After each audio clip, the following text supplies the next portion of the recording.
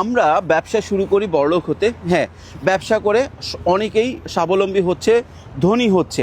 তবে আপনার ধনী হওয়াকে বা বড়লোক হওয়াটাকে ত্বরান্বিত করতে বা দ্রুততা করতে আপনি আরও বেশ কিছু কাজ আপনাকে করতে হবে। কারণ বর্তমান বাংলাদেশের প্রেক্ষিতে বা সারা পৃথিবীর প্রেক্ষিতে ছোট বা মাঝারি একটা বিজনেস দিয়ে আপনি বড়লোক হয়ে যাবেন, এটা ঠিক আছে, কিন্তু এতে সময় লাগবে। আপনাকে যেটা করতে হবে, আপনাকে অল্প অল্প করে ইনভেস্ট করতে হবে। এখন ইনভেস্ট কোথায় করবেন? বিভিন্ন জায়গায় করতে পারেন, তবে সবচেয়ে ভালো হয় যদি আপনার একটা সুইটেবল ব্যবসা দাঁড়ায় যায়। আগে না যে এরকম আগে আমি ইনভেস্ট শুরু করে দিব ব্যবসার টাকা বের করে, না, আপনি মোটামুটি মাসে 1-1.5 লাখ টাকা ইনকাম করতেছেন, তখন আপনাকে ইনভেস্টে চলে যেতে হবে। আর ইনভেস্ট এমন জায়গায় করতে হবে যেই জায়গাটা থেকে আপনার ওই প্রোডাক্টটা বা যেটা আপনি কিনতেছেন সেটার ভ্যালু বাড়বে। যেমন আপনি ল্যান্ডে ইনভেস্ট করতে পারেন, বাংলাদেশে ল্যান্ডের ভ্যালু ধীরে ধীরে বাড়তেছে। এখন আপনি বলতে পারেন ভাই এটা কেন? কারণ হচ্ছে যে আপনার যেই টাকা মান্থলি ইনকাম আছে এইটা তো আপনি খরচ করে ফেললেন বা কোথাও ইনভেস্ট করলেন না, আপনার ব্যাংকে রাখলেন কিছু টাকা। আজকে যে টাকাটা 10 লাখ টাকা যদি আপনি ব্যাংকে রাখেন, আগামী 2 বছর পরে ওইটার ভ্যালু হয়ে যাবে হচ্ছে 85,000 টাকা, 10 লাখ টাকা 8,50,000 টাকা, এরকমভাবে ভ্যালু কমতেছে।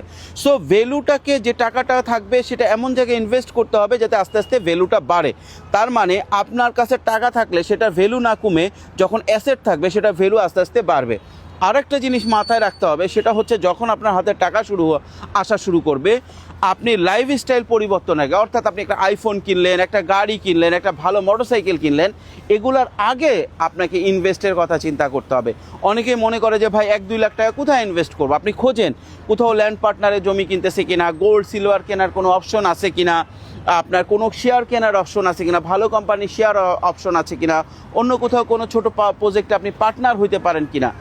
অর্থাৎ আপনাকে বড়লোক হইতে হইলে আপনার টাকাটাকে এমনভাবে ইউজ করতে হবে যাতে বছর বছর এটার প্রাইসটা বাড়ে।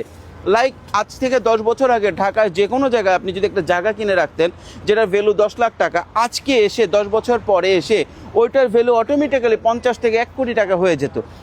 তো খুবই সিম্পল, আপনি খুবই সাধারণভাবে চিন্তা করেন এবং বিজনেসের পাশাপাশি বিভিন্ন খাতে ইনভেস্ট করার পরিকল্পনা করেন। আমরা একটা প্রজেক্ট করেছিলাম বেশ কিছুদিন আগে, যে আমরা ছোট করে একটা প্রজেক্ট করলাম।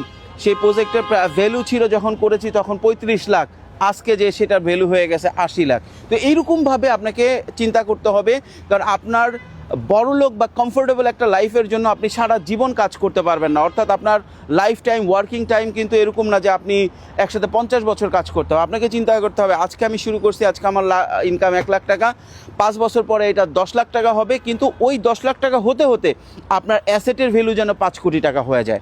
অর্থাৎ আপনি বিজনেস করবেন, সাথে সাথে ছোট ছোট ইনভেস্টমেন্ট প্ল্যান করবেন এবং আপনার লাইফস্টাইল পরিবর্তনের আগে আপনি ইনভেস্টমেন্ট প্ল্যান করবেন।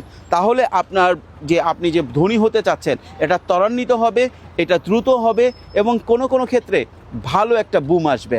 ধন্যবাদ।